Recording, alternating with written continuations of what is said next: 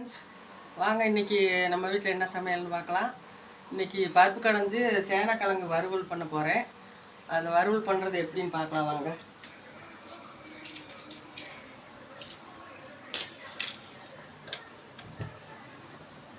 சேனக்கிழங்கு நல்லா கழுவிட்டு அறுத்து திருப்பி நல்லா கழுவிடுங்க. கழுவிட்டு கொஞ்சம் தண்ணி வச்சு இதில் போட்டு கொஞ்சமாக புளி போட்டுக்கோங்க.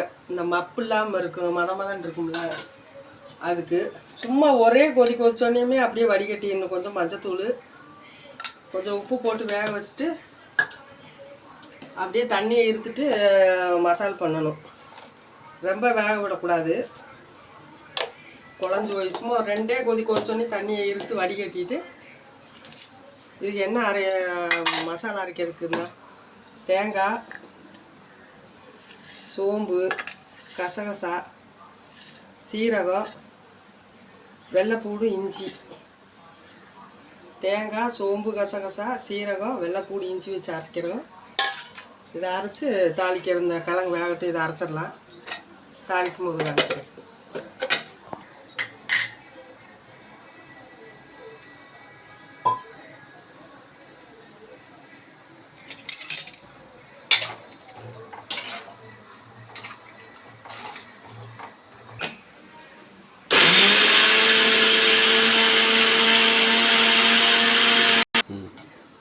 வாங்க ஃப்ரெண்ட்ஸ்.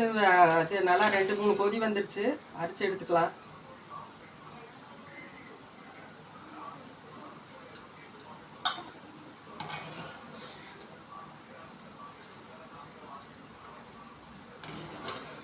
ரொம்ப வேக விட்டோம்னா குழஞ்சிக்க பூரா கசகசன்னு ஆயிடும்.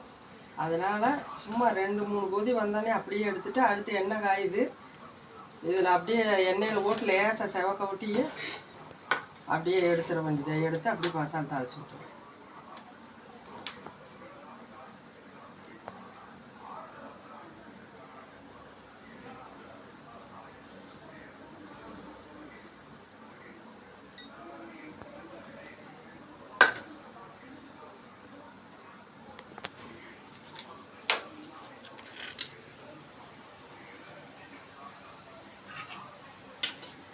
எண்ணெய் காஞ்சோன்னையும் அதில் அப்படியே இதில் போட்டு லேசாக செவந்தோன்னையுமே அப்படியே எடுத்துடலாம்.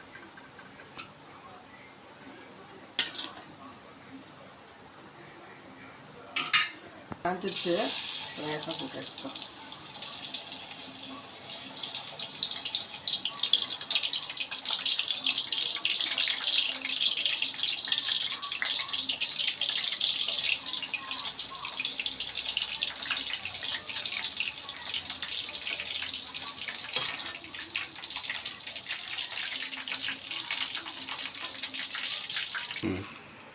சேனக்கிழங்கு எண்ணெயிலேருந்து நல்லா செவக்க வச்சு எடுத்தாச்சு.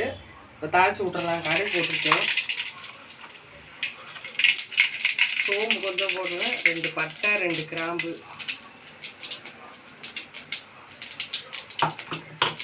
நறுக்கி வச்சுருக்க வெங்காயம்,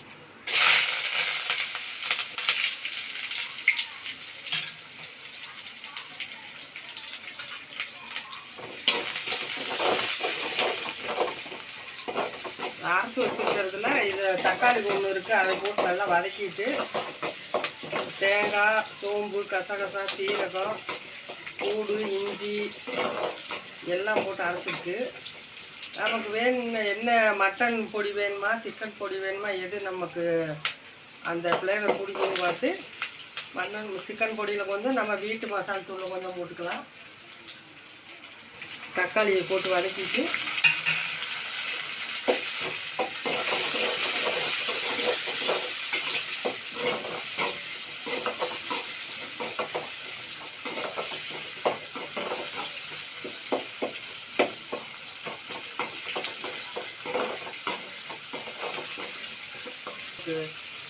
நாங்கள் சிக்கன் மசாலா தான் போடுறோம். சிக்கன் மசாலா கொஞ்சம் நம்ம வீட்டில் அரைக்கிற மிளகா அப்படி கொஞ்சம் போட்டுக்கலாம்.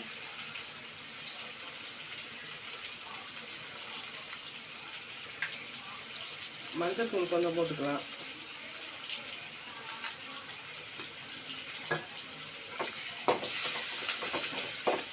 இப்போ நம்ம அரைச்சி அரைச்சிருக்கிற தேங்காய் மசாலையில் ஊற்றிடலாம்.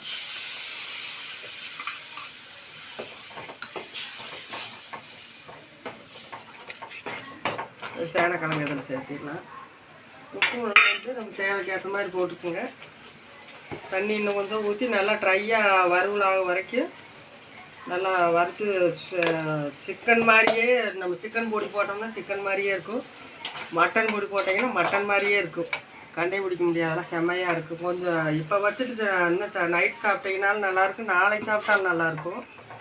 நல்லாயிருக்கும் மசாலா சூப்பராக. கல்யாண வீட்டிலலாம் வைக்கிறாங்கல்ல அது மாதிரி சேனக்கிழங்கு வறுவல். இது ட்ரை ஆகட்டும். அதுக்குள்ளே நான் இந்த பக்கம் பருப்பு கடைஞ்சிக்கிறேன். பருப்பு வந்துருச்சு. பருப்பு வேகையில் ஒரு 4-5 பல் வெள்ளைப்பூடு, கொஞ்சம் குழம்பு மிளகாத்தூள், தக்காளி ஒன்று போட்டு நல்லா வேக விட்டு 4-5 விசில் விட்டு, பருப்பு வந்து கடுகு, சீரகம், சின்ன வெங்காயம், வரமிளகாய் எல்லாம் போட்டு தாளிச்சாச்சு.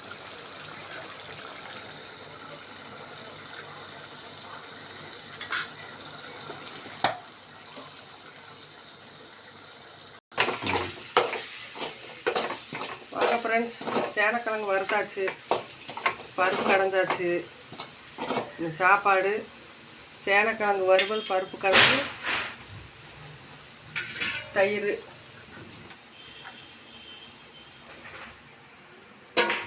ஃப்ரெண்ட்ஸ், நீங்கள் ஒரு நாளைக்கு செஞ்சு பாருங்கள் இந்த டிஷ்ஷை. நல்லாயிருக்கும். சேனக்கிழங்கு அதாவது சிக்கன் மட்டன் மாதிரியே இருக்கும். நல்லா இதே மாதிரி செய்யுங்க, செஞ்சு பாருங்கள். செஞ்சுட்டு எங்களுக்கு என்னன்னு சொல்லுங்கள். எங்களுக்கு லைக் பண்ணுங்கள், ஷேர் பண்ணுங்கள், சப்ஸ்கிரைப் பண்ணுங்கள் கண்டிப்பாக.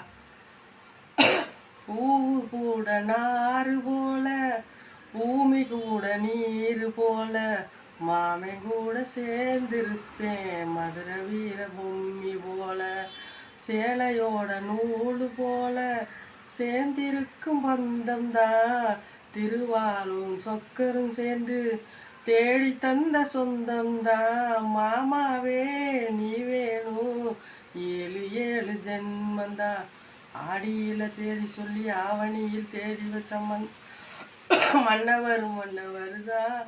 பாய் ஃப்ரெண்ட்ஸ், நாளைக்கு இன்னொரு வீடியோவில் பார்க்கலாம். பாய்.